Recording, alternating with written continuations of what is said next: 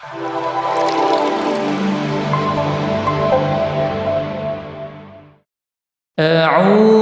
بالله من الشيطان الرجيم. بسم الله الرحمن الرحيم.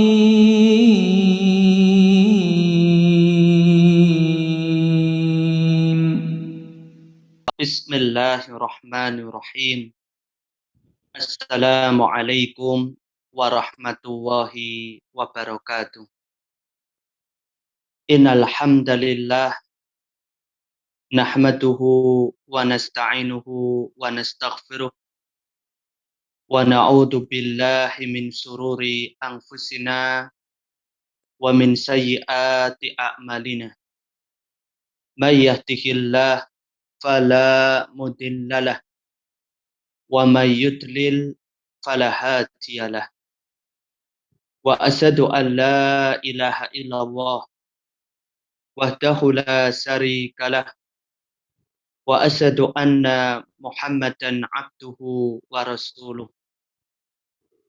Allahumma shalli wa sallim ala nabiyyina Muhammad wa ala alihi wa sahbihi ajma'in, amma ba'd.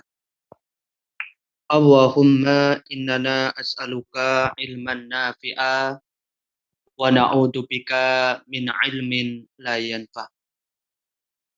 Ma'asyiral muslimin, jamaah pengajian yang semoga senantiasa dicintai dan dirahmati oleh Allah Subhanahu wa taala.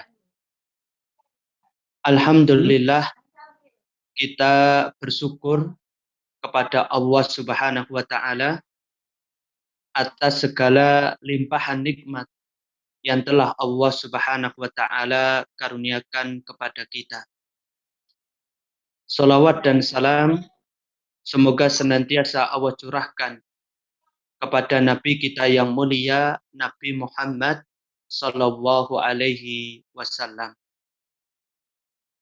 Jamaah pengajian rahimakumullah, insya Allah pada kesempatan malam hari ini kita akan melanjutkan kembali pengajian kita membahas kitab Salasatul Usul karya Syekh Muhammad At-Tamimi rahimahullahu ta'ala. Pada pengajian minggu kemarin, kita telah menyampaikan perkataan Imam Ibnul Qayyim rahimahullah dalam kitab Zadul Ma'ad. Beliau mengatakan, jihadun nafsi arba'u maratib. Jihad melawan hawa nafsu itu memiliki 4 tingkatan. Jadi jihad melawan hawa nafsu itu memiliki 4 tingkatan. Yang pertama, ayyujahidaha ala ta'allumil huda wa dinil haq. Berjihad melawan hawa nafsu untuk mempelajari petunjuk dan agama yang benar. La falaha laha wala sya'adata fi ma'ashiha wa ma'atiha illa bihi. Yang tiada keberuntungan dan kebahagiaan di dunia dan akhirat kecuali dengannya. Jadi tingkatan jihad melawan hawa nafsu yang pertama yaitu kita berjihad melawan hawa nafsu untuk bisa istiqomah dalam menuntut ilmu agama. Ketika hawa nafsu kita mengajak kita untuk meninggalkan menuntut ilmu, hawa nafsu kita mengajak kita untuk bermalas-malasan dalam menuntut ilmu, maka hendaknya kita lawan. hendaknya kita berjuang melawan hawa nafsu kita agar bisa istiqomah terus dalam menuntut ilmu. Kemudian tingkatan jihad melawan hawa nafsu yang kedua yaitu ayu jahidaha ala amali bihi ba'da ilmihi. Berjihad melawan hawa nafsu untuk mengamalkan ilmu yang telah dipelajari. Jadi tingkatan jihad melawan hawa nafsu yang kedua, kita berjihad, berjuang melawan hawa nafsu kita untuk senantiasa istiqomah mengamalkan setiap ilmu yang telah kita pelajari. Ketika hawa nafsu kita mengajak kita untuk meninggalkan amal-amal soleh, hawa nafsu kita mengajak kita untuk bermalas-malasan dalam mengamalkan ilmu yang telah kita pelajari, maka hendaknya kita lawan.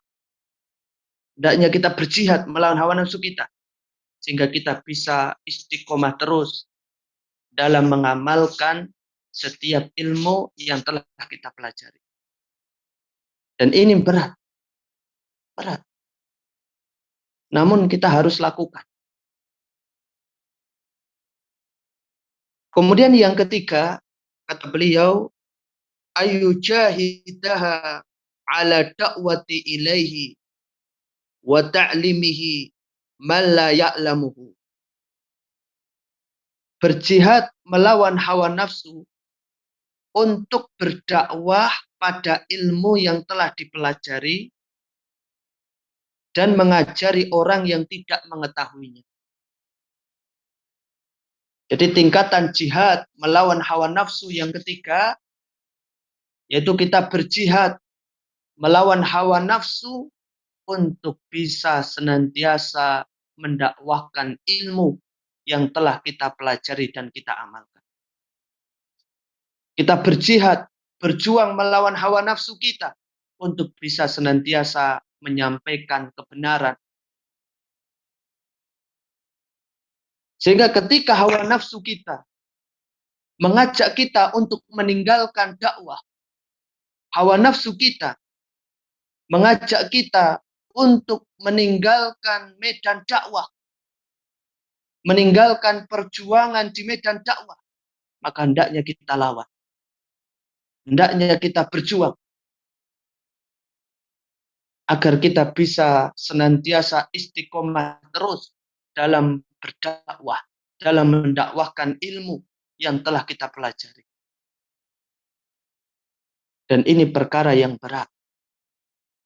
Hawa nafsu kita berat tatkala kita ajak untuk berdakwah. Akan tapi ini harus kita lakukan kalau kita ingin menjadi orang yang beruntung tamat dari kebaikan. Yang keempat, kata muallif rahimahullahu ta'ala, ayu jahidaha ala sabri ala masyaqqid da'wati ilallah wa adal khalqi. Berjihad melawan hawa nafsu untuk bersabar terhadap kesulitan dalam berdakwah kepada Allah dan gangguan manusia, serta kemudian kata beliau, wa yatahammala dzalika kullahu lillah, serta siap menanggung semua itu karena Allah. Jadi tingkatan jihad melawan hawa nafsu yang keempat, kita berjihad, berjuang melawan hawa nafsu kita untuk bisa bersabar tatkala kita berada di medan dakwah. Tatkala kita mendapatkan ujian-ujian, gangguan-gangguan di medan dakwah, hendaklah kita berjihad, berjuang melawan hawa nafsu kita untuk senantiasa bersabar di medan dakwah. Dan pada pengajian minggu kemarin, kita telah sampaikan dalil 4 kewajiban yang dibawakan oleh muallif, yaitu di dalam Quran surat Al-Ashr ayat nomor 1 sampai 3. Sekarang kita lanjutkan berkaitan dengan surat Al-Asr ayat 1 sampai 3 ini. Imam Asy-Syafi'i rahimahullahu taala beliau mengatakan, qala Asy-Syafi'i rahimahullahu taala, law ma anzalallahu hujjatan ala khalqihi illa hadhihi surah lakafatkum. Kata Imam Asy-Syafi'i rahimahullah, seandainya Allah tidak memberikan penjelasan kepada manusia kecuali dengan surat ini saja, yakni surat Al-Ashr, niscaya sudah mencukupi bagi mereka. Jamaah pengajian rahimakumullah, Imam Asy-Syafi'i bernama Muhammad bin Idris Al-Quraisy. Jadi Imam Asy-Syafi'i itu namanya Muhammad bin Idris Al-Quraisy. Beliau termasuk di antara 4 imam mazhab yang terkenal. Beliau wafat tahun 204 Hijriah. Imam Asy-Syafi'i rahimahullah mengatakan, seandainya Allah tidak memberikan penjelasan kepada manusia kecuali dengan surat ini saja, yakni surat Al-Asr, niscaya sudah mencukupi bagi mereka. Syekh Muhammad bin Shalih Al-Utsaimin rahimahullah di dalam kitab Syarah Salasatul Usul, beliau menjelaskan maksud dari perkataan Imam Asy-Syafi'i ini. Kata beliau,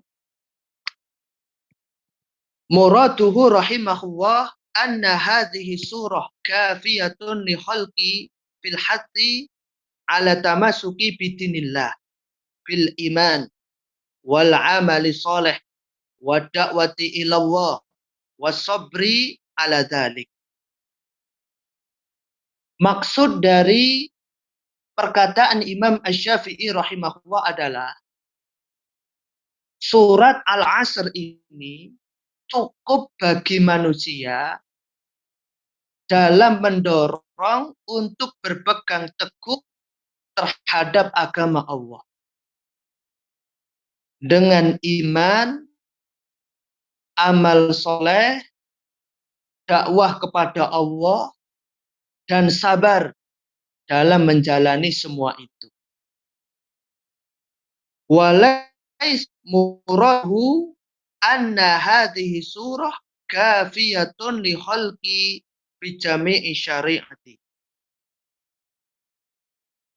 Imam Asy-Syafi'i tidak mengartikan bahwa surat ini cukup bagi manusia dalam seluruh perkara syariat.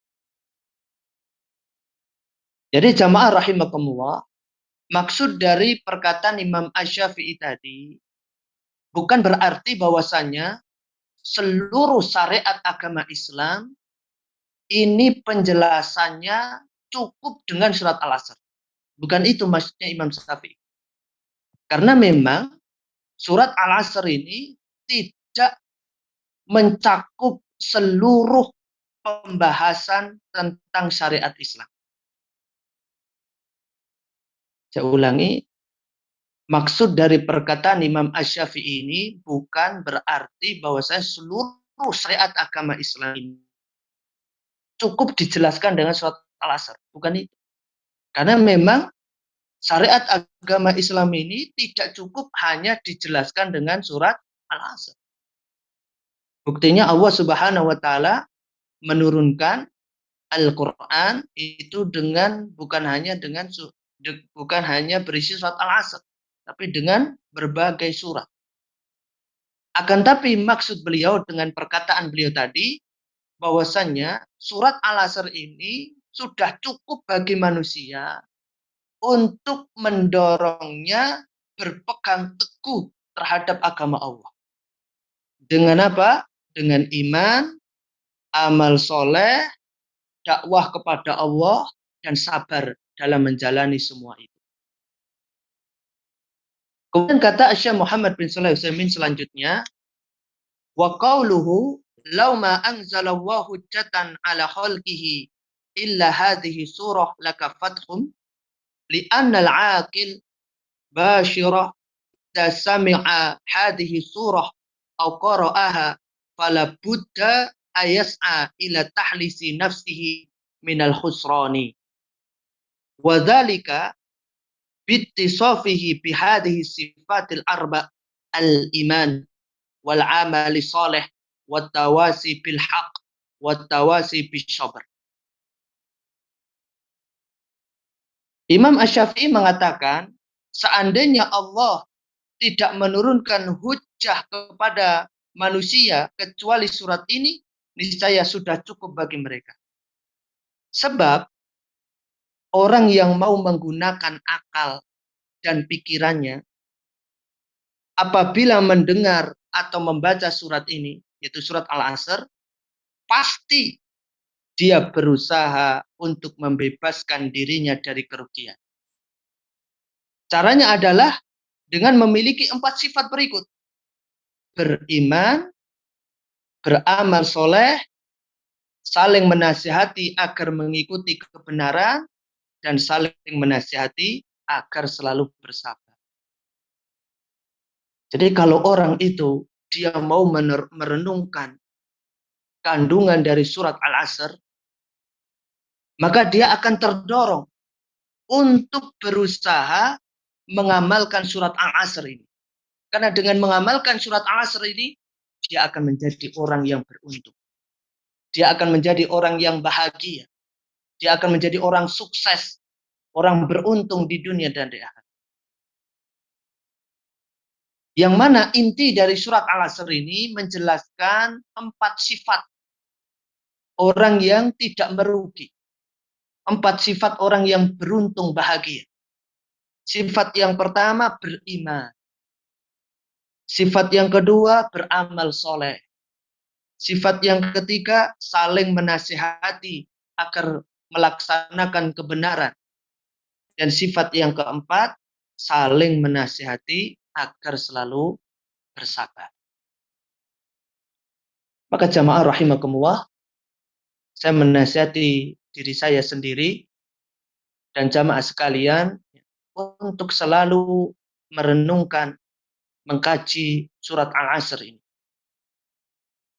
Dan juga hendaknya kita selalu mengingat 4 kewajiban yang telah disampaikan oleh Syekh Muhammad At-Tamimi, yaitu kewajiban untuk berilmu, beramal, berdakwah, dan bersabar. Yang mana barang siapa yang mengamalkan 4 kewajiban ini, maka dia akan menjadi orang yang beruntung. Dia akan menjadi orang yang bahagia di dunia dan di akhirat. Kemudian jamaah rahimakumullah, faedah dari penulis membawakan perkataan Imam Asy-Syafi'i ini adalah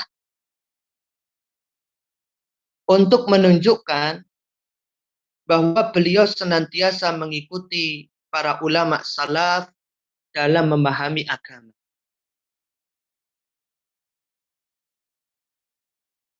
Jadi faedah dari penulis membawakan perkataan Imam Asy-Syafi'i ini adalah untuk menunjukkan bahwa beliau senantiasa mengikuti para ulama salaf dalam memahami agama. Dan dalam tulisan selanjutnya, beliau juga banyak membawakan penjelasan para ulama terdahulu. Di antaranya seperti Imam Bukhari, Imam Ibnu Katsir, Imam Al-Baghawi, dan Imam Ibnul Qayyim rahimahullah.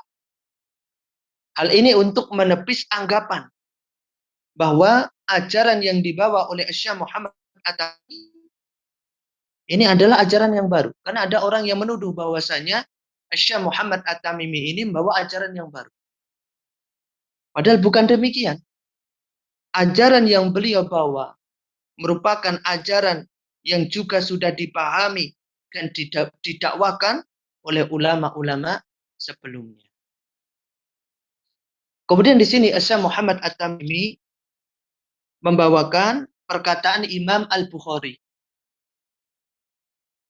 Imam Al-Bukhari rahimahullah, beliau mengatakan, babun al-ilmu qabla al-qaul wal amal. Bab ilmu sebelum perkataan dan perbuatan. Wa dalilu qauluhu ta'ala, dalilnya adalah firman Allah Ta'ala, annahu la ilaha illallah, fa'lam annahu la ilaha illallah wastaghfir lidzambik.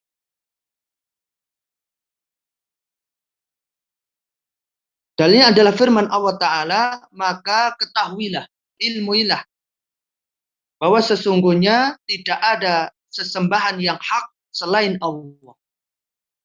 Dan mohonlah ampunan bagi dosamu.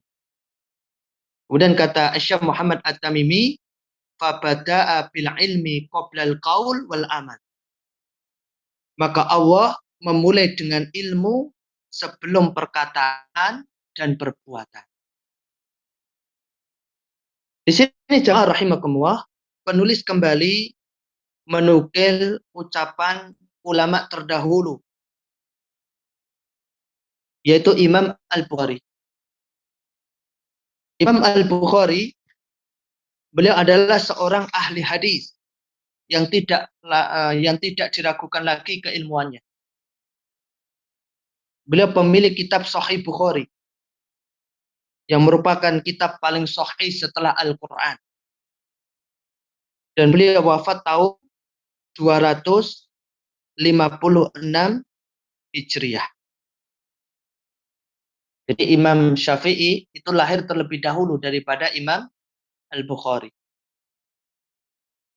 Imam Bukhari rahimahullah, beliau mengatakan, bab ilmu sebelum perkataan dan perbuatan. Perkataan Imam Bukhari ini menunjukkan bahwa kewajiban berilmu harus didahulukan daripada kewajiban yang lain. Disebutkan di dalam kitab Umdatul Qari, tatkala menjelaskan perkataan Imam Al-Bukhari ini, dikatakan dalam bab ini terdapat penjelasan bahwa ilmu itu didahulukan dari perkataan dan perbuatan. Sesuatu harus diketahui terlebih dahulu, baru kemudian diucapkan atau diamalkan. Dengan demikian, ilmu harus ada terlebih dahulu sebelum ucapan dan perbuatan. Ilmu juga lebih didahulukan karena keutamaannya. Karena ilmu merupakan amalan hati, sementara hati adalah anggota badan yang paling mulia. Penjelasan tadi menunjukkan bahwa ilmu itu harus didahulukan sebelum perkataan dan perbuatan. Jadi sebelum kita berbicara tentang masalah ilmu agama, sebelum kita berbicara tentang masalah agama, maka kita harus punya ilmu dulu. Tidak boleh berbicara tentang masalah agama tanpa dasar ilmu. Tidak boleh. Tidak boleh membuat status tentang masalah agama tanpa dasar ilmu. Tidak boleh. Tidak boleh mengomentari tentang masalah agama tanpa dasar ilmu. Tidak boleh. Di zaman sekarang ini, Banyak sekali orang yang dia berani berbicara tentang masalah agama tanpa dasar ilmu. Padahal kita tahu bahwasannya kita tidak boleh berbicara sesuatu yang kita ini tidak punya ilmu tentangnya. Sebuah contoh misalnya, kita tidak pernah belajar ilmu tentang kedokteran. Kita tidak pernah belajar ilmu tentang kedokteran. Kemudian kita ketika ada orang sakit, bawa ke rumah sakit, kemudian kita berbicara kepada orang sakit itu, ya, resep obatnya ini itu, penyakitnya ini itu.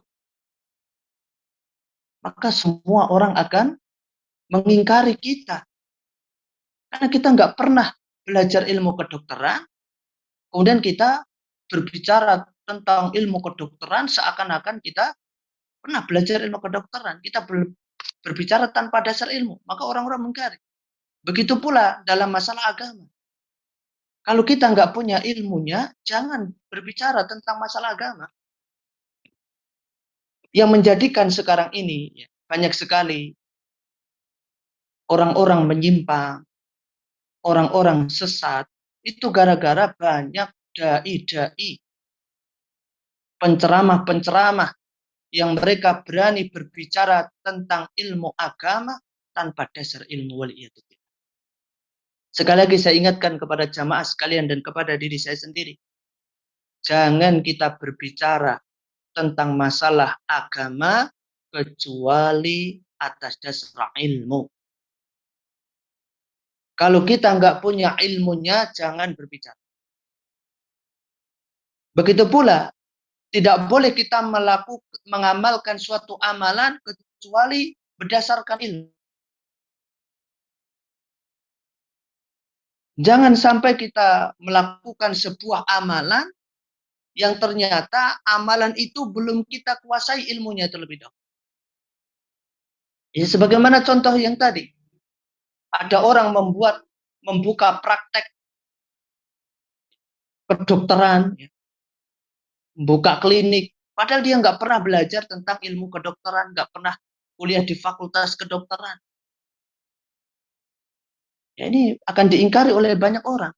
Nah, sekarang ini juga banyak orang-orang yang dia mengamalkan amalan, akan tetapi dia tidak mengetahui dasar ilmunya. Dia tidak tahu dalilnya. Oleh karenanya, sebelum kita berucap, sebelum kita beramal, hendaknya kita berilmu dulu. Hendaknya kita dasari dengan ilmu dulu. Ya, kita mau sholat duha, ya kan, maka hendaknya kita mengetahui terlebih dahulu ilmu yang berkaitan dengan fikih duha. Walaupun dasar.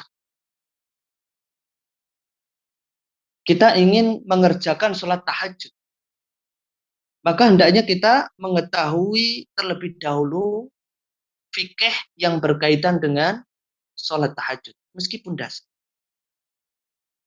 Kita ingin menyembelih hewan korban, maka hendaknya kita mengetahui terlebih dahulu fikih yang berkaitan dengan ibadah korban ini, meskipun hanya dasar. Karena orang itu kalau beramal tanpa dasar ilmu, maka dia akan sesat. Orang yang beramal tanpa dasar ilmu, maka dia akan sesat. Dan alangkah banyaknya orang yang beramal tanpa dasar ilmu, sehingga dia menjadi tersesat. Dan ilmu ini didahulukan dari perkataan dan perbuatan karena dua sebab. Sebab yang pertama, ilmu harus didahulukan secara zatnya. Ilmu didahulukan secara zatnya. Artinya harus ada terlebih dahulu sebelum perkataan dan perbuatan. Jadi sebelum kita berbicara sebelum kita beramal, kita harus punya ilmunya dulu.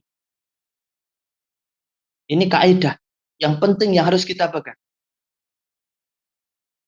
Sehingga kita ini tidak mudah berbicara tentang masalah agama kecuali atas dasar ilmu. Demikian pula kita tidak sembarang mengamalkan sebuah amalan kecuali atas dasar ilmu. Yang kedua, ilmu juga didahulukan disebabkan kemuliaannya. Ilmu ini mulia karena ilmu ini merupakan amalan hati. Sedangkan hati adalah anggota badan yang paling mulia. Kemudian juga disebutkan dalam kitab Fathul Bari, Ibnul Munayyir rahimahullah, tatkala menjelaskan perkataan Imam Bukhari ini, beliau mengatakan, maksudnya bahwa ilmu merupakan syarat sah suatu perkataan dan perbuatan. Perkataan dan perbuatan tidak teranggap kecuali jika didasari ilmu. Maka ilmu harus lebih didahulukan daripada perkataan dan perbuatan. Karena ilmu akan membenarkan suatu niat dan niat yang akan membenarkan suatu amalan. Ini perkataan atau penjelasan yang sangat bagus sekali.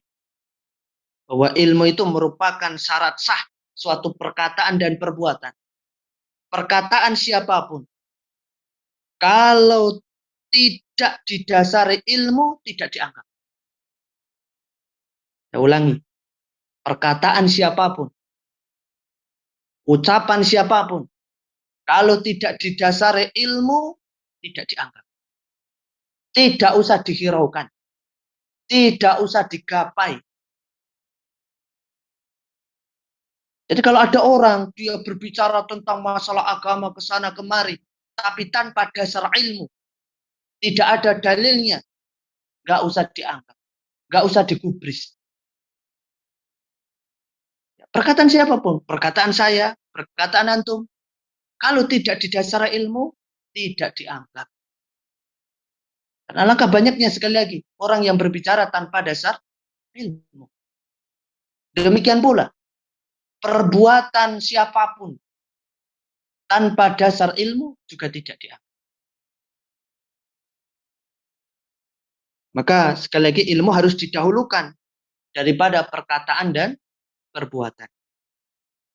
Dan Imam Bukhari di sini berdalil dengan firman Allah, "Fa'lam annahu la ilaha illallah wastaghfir li dzambik." Maka ketahuilah atau ilmuilah bahwa sesungguhnya tidak ada sesembahan yang hak selain Allah. Dan mohonlah ampunan bagi dosamu. Dalam ayat ini, Allah memerintahkan untuk berilmu terlebih dahulu sebelum beramal. Ini menunjukkan bahwa ilmu harus lebih didahulukan sebelum beramal. Dan ini juga sekaligus menguatkan pernyataan Syekh Muhammad At-Tamimi bahwasanya kewajiban pertama yang harus dilaksanakan oleh setiap muslim dan muslimah yaitu adalah berilmu, menuntut ilmu, baru beramal, baru berdakwah, baru bersabar. Ya, mungkin demikian saja untuk pengajian kita pada kesempatan malam hari ini. Mudah-mudahan yang kami sampaikan ini bermanfaat dan bisa dipahami oleh kita semuanya. Dan waktu yang tersisa akan kita gunakan untuk tanya jawab. Kita serahkan kepada Mas Arif selaku pembawa acara. Monggo, silakan. Jazakallahu khairan pada Ustaz Senang atas materi yang sudah disampaikan. Kepada jamaah sekalian, kita menuju acara yang ketiga, yaitu tanya jawab. Barangkali ada yang ingin ditanyakan atau didiskusikan, waktu dan tempat kami persilakan. Bisa melalui chat atau bisa untuk menghidupkan mikrofonnya. Baik, kalau tidak ada, mungkin sebelum kita tutup pengajian kita pada kesempatan malam hari ini, ada pengumuman pengumuman yang perlu kita sampaikan. Insya Allah dari teman-teman komunitas dakwah ingin mengadakan program mencetak 1.000 buku saku dzikir setelah sholat.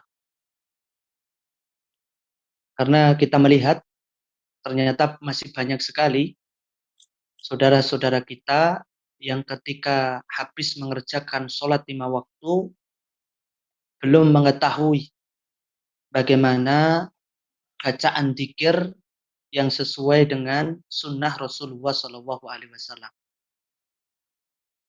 Maka dalam rangka untuk menebarkan kebaikan di tengah kaum muslimin dan juga dalam rangka untuk mengajari mereka yang belum tahu tentang masalah dzikir setelah sholat, kita bermaksud untuk mencetak buku saku, ya, dzikir setelah sholat. Itu satu bukunya menghabiskan biaya 3.000 dan kita rencana ingin mencetak 1.000. Jadi kita membutuhkan dana 3 juta. 3 juta dan untuk saat ini baru terkumpul 300.000. Ya. Silahkan kepada jamaah sekalian yang ingin juga ikut serta, ya, menanam amal jariyah atau sedekah jariyah di program ini, kami persilahkan. Nanti bisa menghubungi saya ya, melalui WA atau juga bisa menghubungi Pak Jarod mungkin, atau mungkin bisa menghubungi Mas Arif Saryadi juga bisa, atau menghubungi tim dari komunitas dakwah juga bisa. Dan kami mohon nanti insya Allah di grup pengajian online dan juga di grup mulazamah kitab tauhid akan kita share poster. Kami berharap jamaah sekalian yang ikut kajian di Zoom ini bisa ikut serta dalam menyebarkan poster ini.